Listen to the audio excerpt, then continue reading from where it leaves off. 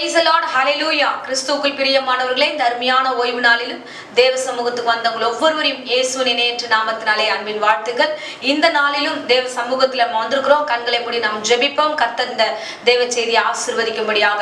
அன்பு ரட்சகா, இந்த அருமையான வேலைக்காக நன்றியோடு ஸ்தோத்திரம் பண்ணுகிறோம். ஸ்தோத்திரம் ஸ்தோத்திரம் ஸ்தோத்திரம் ஆண்டவரே. அப்பா, உம்முடைய கிருபை எங்களோடு கூட இருக்கிறதுக்காக நன்றி ஆண்டவரே. அப்பா, அந்த காலை வேளையில உம்முடைய சமூகம் எங்களோடு கூட வழி நடத்துவதற்காக ஸ்தோத்திரம் ஆண்டவரே. அப்பா, நன்றியோடு ஸ்தோத்திரம் பண்ணுகிறோம். நன்றி நன்றி நன்றி ஆண்டவரே. இந்த வேளையில யாரெல்லாம் மெசேஜ் கேட்டுக்கொண்டிருக்கிறார்களோ அவங்க ஒவ்வொருவரையும் ஆசீர்வதிக்கும்படியாக ஒப்பு கொடுக்கிறோம் ஐயா. ஆண்டவரே, இந்த துவக்க ஜெபத்தை ஆசீர்வதிப்பீராக. தேவ சமூகத்துக்கு வந்தவர்களை நீர் பொறுப்பெடுத்துக் கொள்ளுங்க. ஆத்துமாவை ஆண்டவரே உம்முடைய கரங்களுக்குள்ளாக ஒப்பு கொடுக்கிறோம். எல்லா தடைகளையும் நீக்கி போட்டு கர்த்தர் தாமே முகமுகமாய் பேசி ஆசீர்வதியும் தொடர்ந்து வழி நடத்தும். இயேசுவின் நாமத்திலே ஜெபித்து ஒப்பு கொடுக்கிறேன் ஜீவனுள்ள நல்ல பிதாவே, ஆமென் ஆமென். ஹல்லேலூயா ஹல்லேலூயா. கர்த்தர் நல்லவர், அவர் கிருபை என்றும் உள்ளது. இந்த காலை வேளையிலும் தேவ சமூகத்துக்கு வந்திருக்கீங்க. நிச்சயமாய் கர்த்தர் உங்களை ஆசீர்வாதத்தை நடத்த வல்லவராய் இருக்கிறார். இந்த வசனங்களை விசுவாசத்தோடு கேளுங்க. கண்டிப்பா கர்த்தருக்கான ஆசீர்வாதத்தை கொடுத்து நடத்துவார். இப்பொழுது வேத வசனத்துக்கு நேராக நம்முடைய கவனத்தை திருப்புவோம். சங்கீதம் 34ஆம் அதிகாரம் 10வது வசனத்தை வாசிப்போம். சிங்கக்குட்டிகள் தாழ்ச்சியடைந்து பட்டினியா இருக்கும், கர்த்தரை திருர்களுக்கோ ஒரு நன்மையும் குறைவுபடாது. ஆமென் ஹல்லேலூயா. பாருங்க, அருமையான வேத வசனம். சிங்கக்குட்டிகள் தாழ்ச்சியடைந்து பட்டினியா இருக்கும், கர்த்தரை தேடுவோருக்கு ஒரு நன்மையும் குறைவுபடாது. இந்த நாளிலும் ஆண்டவர் உங்களோடு கூட பேசுகிறார். தேவனை தேடி வந்திருக்கிற உங்களுக்கு குறைவில்லாமல் கர்த்தர் நடத்த வல்லவராய் இருக்கிறார். ஹல்லேலூயா. சிங்கக்குட்டிகளே தாழ்ச்சி அடையலாம். இந்த காற்றுக்கு ராஜாவா இருக்கிற சிங்கத்துக்கு கண்டிப்பா எப்படி ஆகிலும் இறை கிடைக்கும். ஆனா அந்த ராஜாவுக்கே அந்த இறை கிடைக்காத பொழுது கூட வேத வசனம் சொல்லுகிறது, இந்த நாளில தேவனை தேடுகிறவருக்கு ஒரு நன்மையும் குறைவுபடாது. ஹல்லேலூயா.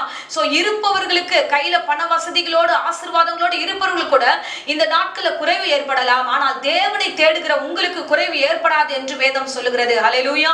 சோ அப்ப தேவனை தேடும் போது உண்மையாகவே நமக்கு குறைவு ஏற்படாது. அப்ப நாம என்ன பண்ணணும் அப்படின்னா, தேவனை தேடுகிற பிள்ளைகளா இருக்கணும். அதுதான் வேத வசனம் சொல்லுகிறது.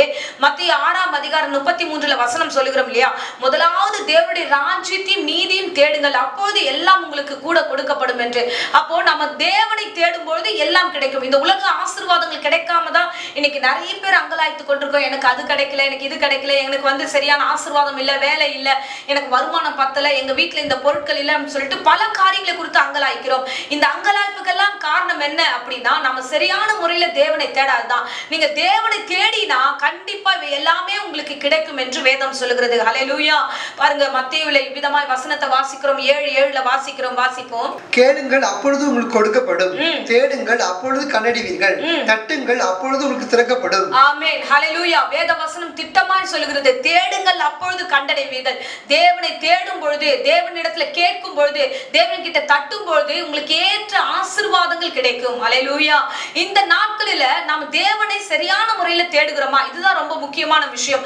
சோ இன்றைக்கு கர்த்தரை தேடுவோருக்கு ஒரு நன்மையும் குறைபடாது என்று வேதம் சொல்லுகிறது. ஆனா நம்ம சில நேரங்களில் குறைவுபட்டு காணப்படுகிறோம். நம்ம இடத்துல சரியான ஆசீர்வாதம் இல்ல, நன்மையானவைகள் நம்ம வீட்டை தேடி வரல. அப்ப ஏன் இதெல்லாம், இந்த குறைவெல்லாம் ஏன் இருக்குது? வசனத்துல இப்படி சொல்லியிருக்கு.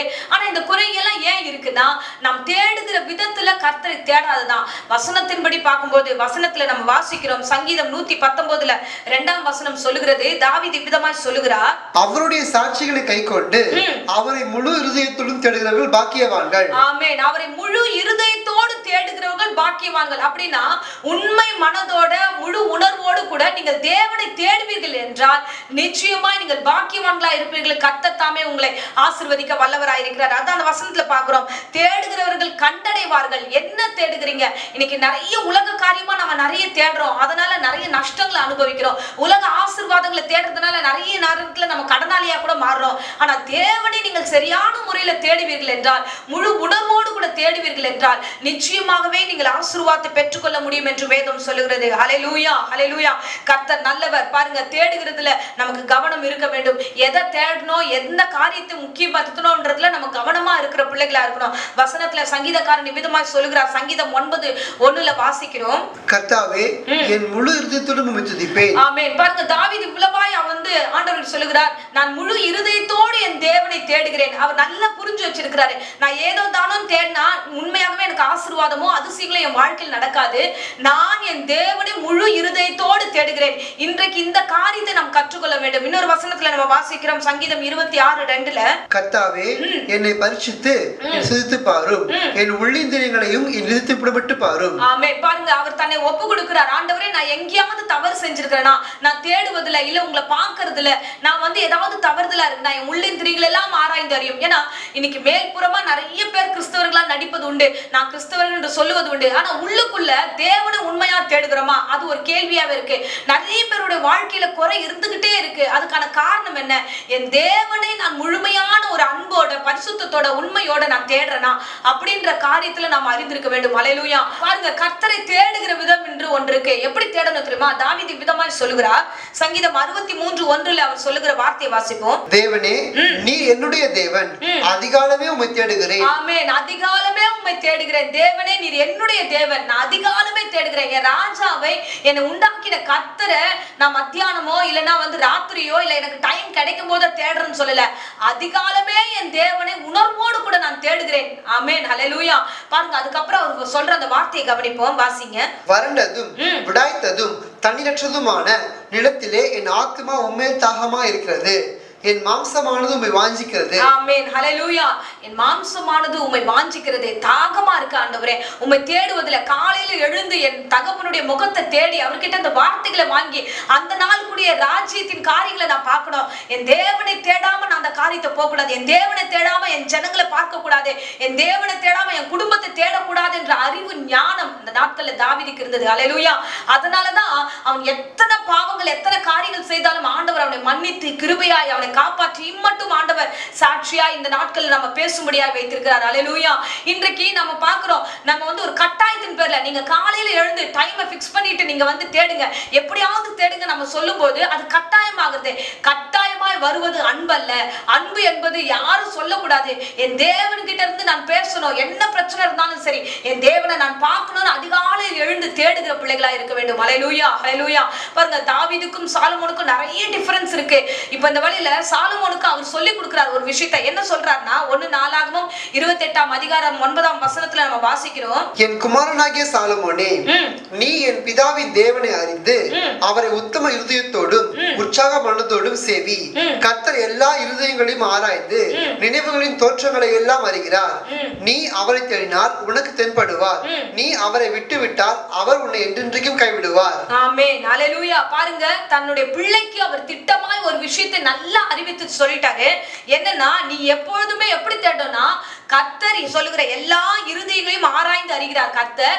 ஆகையால நீ ஒன்று உன்னை தெரிந்து கொள், அவரை தேடு, முழு மனதோடு தேடு. நீ தேடினா அவர் தென்படுவார், நீ தேடலனா அவர் உன்னை விட்டுடுவார். அல்லேலூயா. இந்த வசனம் நமக்குரியது. ஒவ்வொருத்தரும் இந்த வசனத்தை மைண்ட்ல வச்சுக்கணும். இந்த வசனங்கள் எல்லாம் வந்து உண்மையாகவே நம்ம சத்தியத்துல அடுத்த கட்டத்துக்கு கொண்டு போகக்கூடிய வசனங்களா இருக்கிறது. முழு இருதயத்தோடு தேடுங்க. அல்லேலூயா. இப்போ ஊருக்கு போறோம், அதிகாலையில போனோம்னா நமக்கு யார் என்ன சொல்றா? எழுந்து டக்குன்னு கிளம்பி அந்த டைமுக்குள்ள போய் ஃபிளைட்டோ நம்ம ட்ரெயினோ இல்ல பஸ்ஸோ ஏதோ கரெக்டா போயிடுறோம்ல. அந்த அந்த அந்த உணர்வு தேவனை தேடுவதில் இல்ல. இல்ல நைட்டு ஃபுல்லா நான் ஒர்க் பண்ணிட்டு இருந்தேன், நான் நைட்டு ஃபுல்லா வேலைக்கு போயிட்டு வந்தேன், அதனால என்னால தேவனை தேட முடியல, அதனால முதன்மையான ஒரு காரியத்தை என் தேவனுக்கு கொடுக்க முடியல, எனக்கு நேரம் வந்தப்போ செய்யறேன். அல்லேலூயா.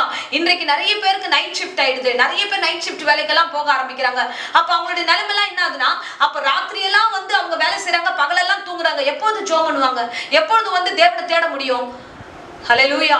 இன்னைக்கு வாலிப பிள்ளைகளாகட்டும் மற்றவர்களாகட்டும் ராத்திரி ஃபுல்லா சாட் பண்ணிட்டே உட்கார்ந்து இருக்கும்போது எப்போது தேவனை தேட முடியும்? காலையில எல்லாம் தூங்குறது, காலையில எல்லாம் வேலைக்கு போறது, ஸ்கூல் போறது, இப்படி இருக்கு. அப்ப எப்போ தேட முடியும்? தேடக்கூடிய நேரத்துல நாம தூங்கிடுறோம். அல்லேலூயா. இவர் தன் பிள்ளைக்கு ஒரு நல்ல அறிவுரை சொல்லுகிறார்.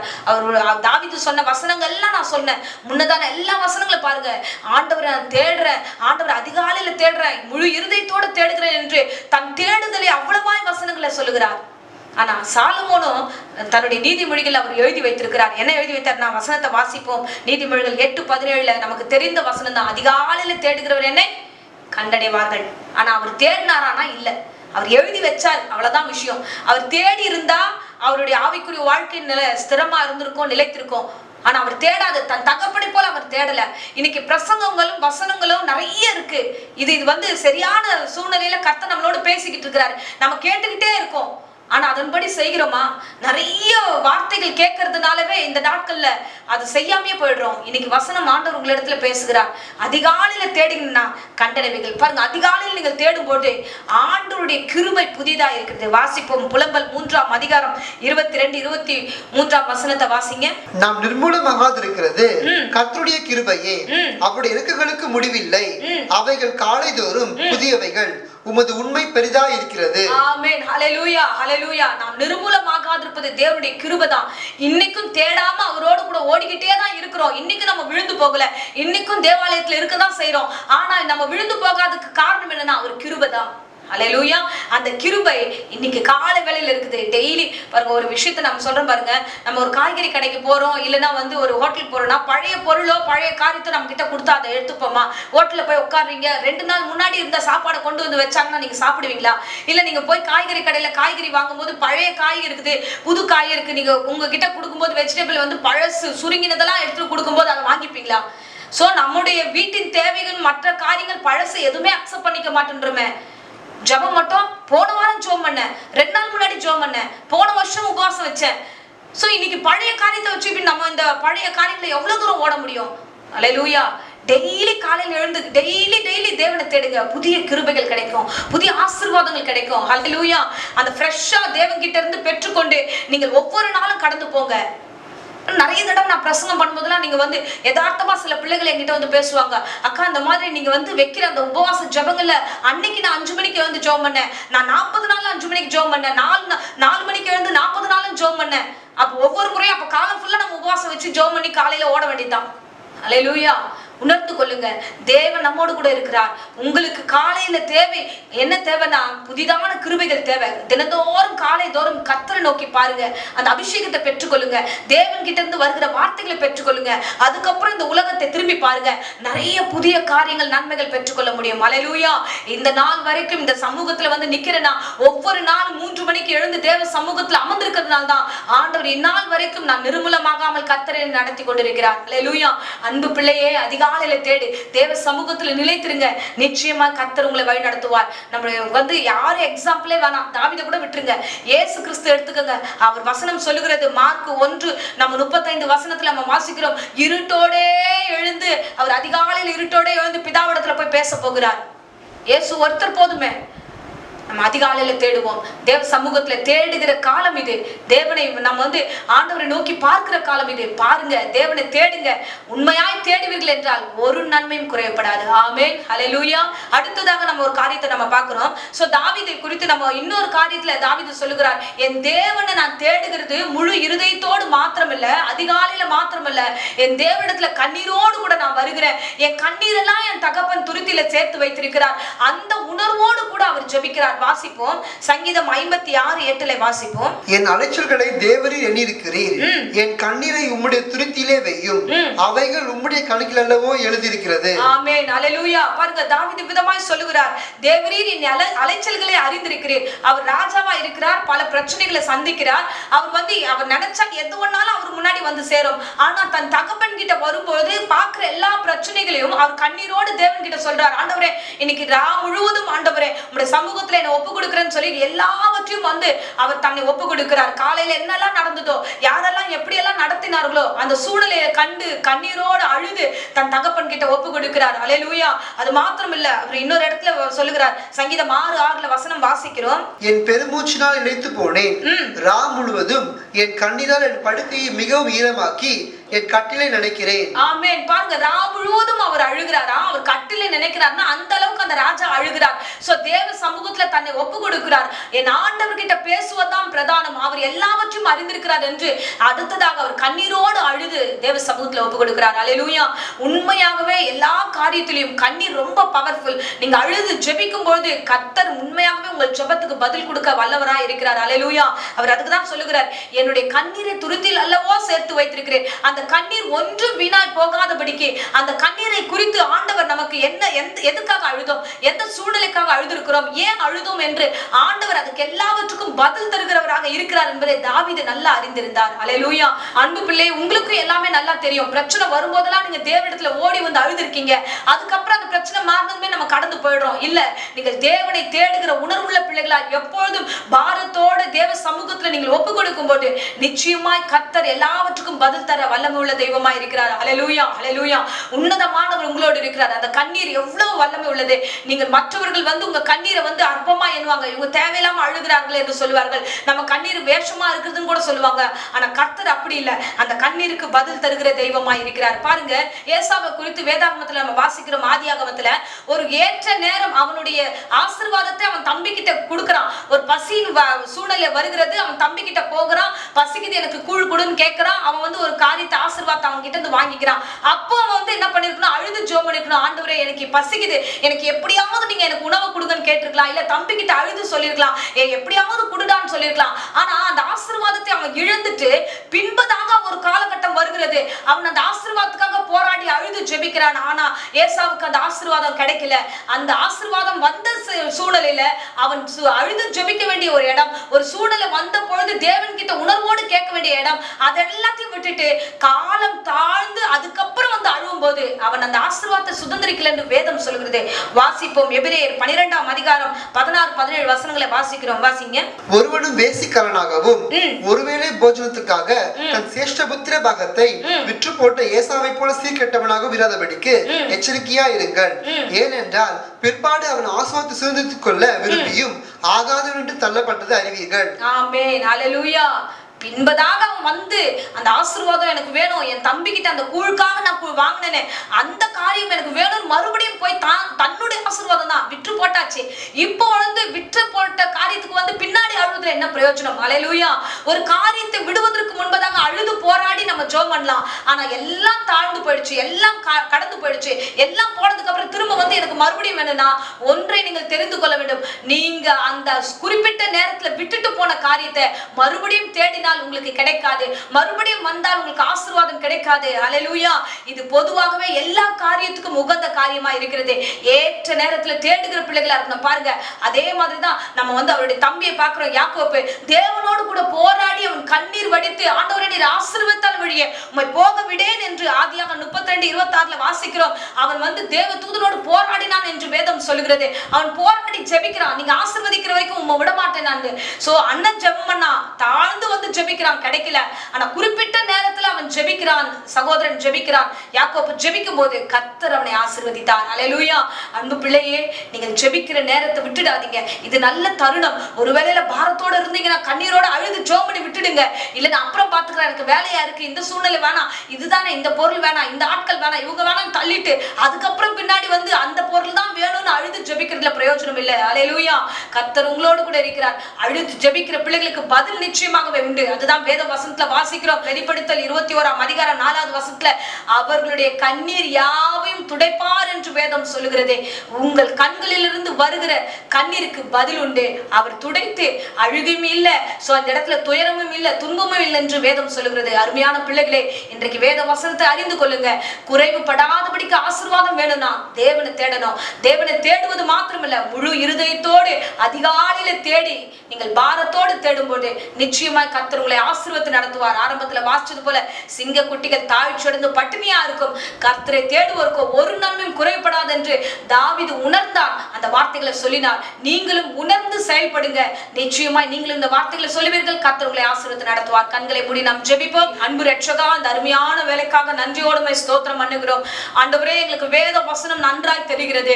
ஆனா அந்த ஆசீர்வாதத்தை சுதந்திரித்துக் கொள்ள முடியாதபடிக்கு ஆண்டவரே அப்பா, எங்களுடைய காரியங்கள் எல்லாம் தடைப்படுகிறது. இந்த வேளையில ஆண்டவரே, இந்த பிரசங்கத்தை கேட்ட ஒவ்வொரு பிள்ளைகளுக்காக நான் ஜெபிக்கிறேன். ஆண்டவரே, தேடுகிற நேரங்களில சரியாய் தேடி உம்மை பற்றிக்கொள்ள கிருபை தருவீராக. முழு இருதயத்தோடு அதிகாலையில் உம்மை தேட இந்த பிள்ளைகளுக்கு கிருபை தாங்க ராஜா. ஆண்டவரே, பாரத்தோடு எந்த நேரத்துல ஜெபிக்கிறோமோ அந்த அறிவை கொடுத்து ஜெபிக்க கிருபை தருவீராக. தாவீது எப்படி ஆண்டவரே உம்மோடு உறவாய் இருந்து நன்மைகளை பெற்றுக்கொண்டாரோ அதே போல என் சபையார்கள், என் பிள்ளைகள் ஆண்டவர் இந்த யூடியூப்ல பார்த்து கொண்டிருக்கிற அருமையான விசுவாசிகள் ஒவ்வொருவரையும் ஆசீர்வதிப்பீராக. தேடுகிறவர்களுக்கு பலன் உண்டு, தேடுகிற கண்டடைவார்கள் என்று வேதம் சொல்லுகிறது. அதன்படியே உம்மை தேடி பெற்றுக்கொள்ள, நன்மைகளை பெற்றுக்கொள்ள கிருபை தாங்க ஆண்டவரே.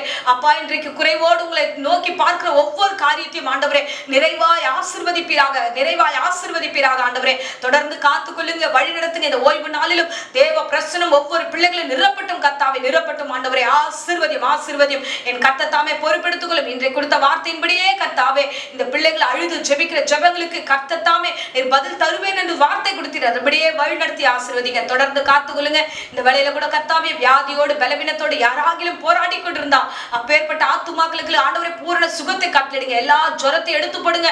வியாதிகள் பலவீனத்தை இயேசுவின் நாமத்திலே சபித்து கட்டுகிறேன். பூரண சுகம் உண்டாகட்டும் இயேசுவின் நாமத்தினாலே. இந்த அருமையான காலை வேளையில் ஒப்பு கொடுத்து ஜெபிக்கிறேன் ஜீவனுள்ள நல்ல பிதாவே. ஆமென், ஆமென், ஆமென். Praise the Lord. God bless you.